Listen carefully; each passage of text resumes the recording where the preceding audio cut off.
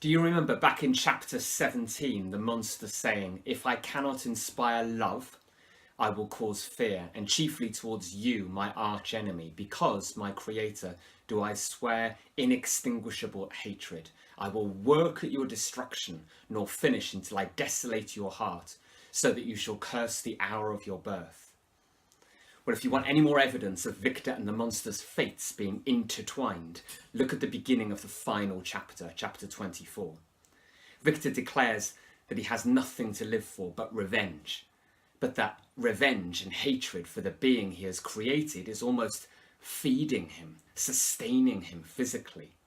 He says, "Many times I have stretched my failing limbs upon the sandy plain and prayed for death, but revenge kept me alive.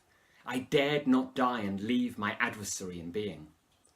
Victor is obsessively driven by hatred now, guilty of the inhuman characteristics that he accused the monster of earlier in the narrative.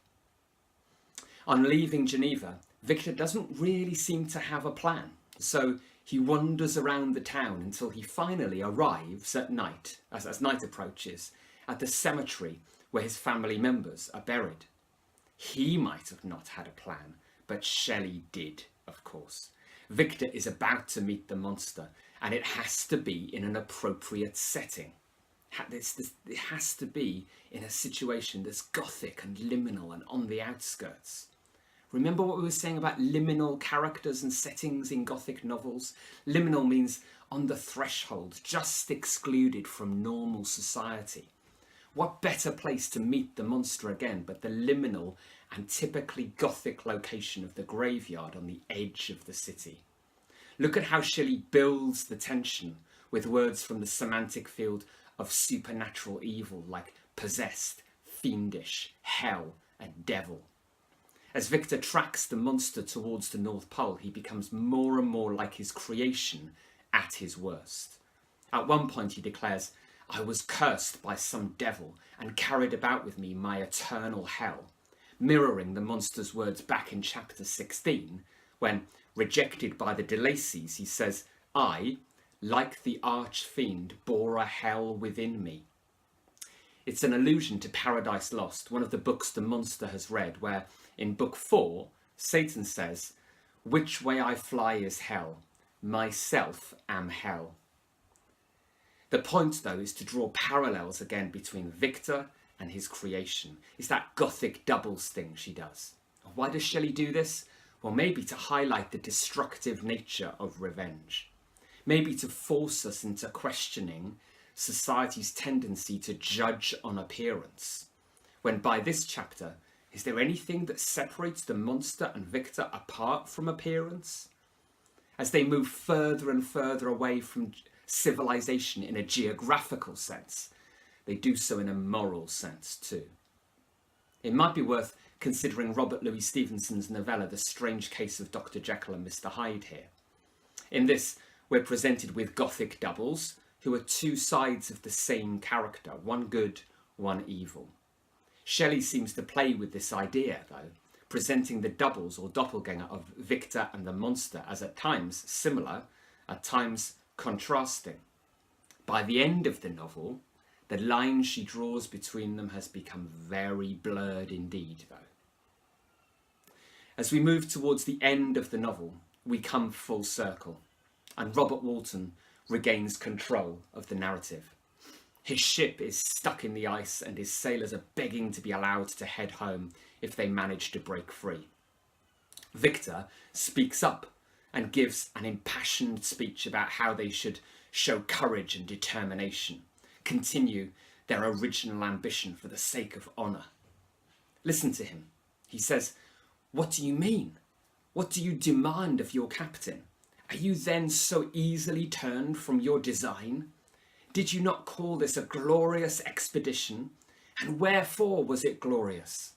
Not because the way was smooth and placid as a southern sea, but because it was full of dangers and terror, because at every new incident your fortitude was to be called forth and your courage exhibited, because danger and death surrounded, and these dangers you were to brave and overcome.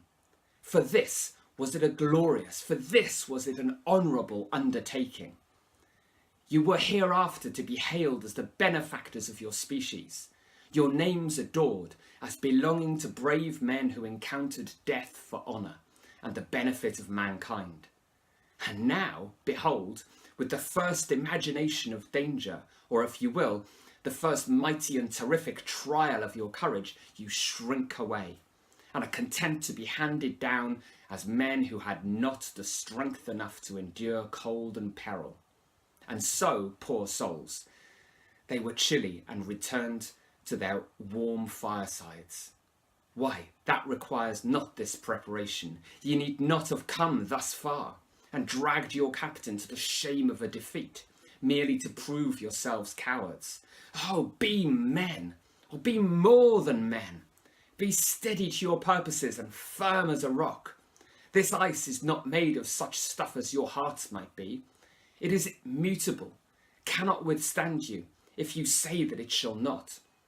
Do not return to your families with the stigma of disgrace marked on your brows. Return as heroes who have fought and conquered and who know what it is to turn their backs on the foe. Stirring stuff, isn't it? Look at all the rhetorical questions and the imperatives and the emotive lexis, the direct address, the references to stereotypical images of masculinity, the threats of shame and the promises of glory.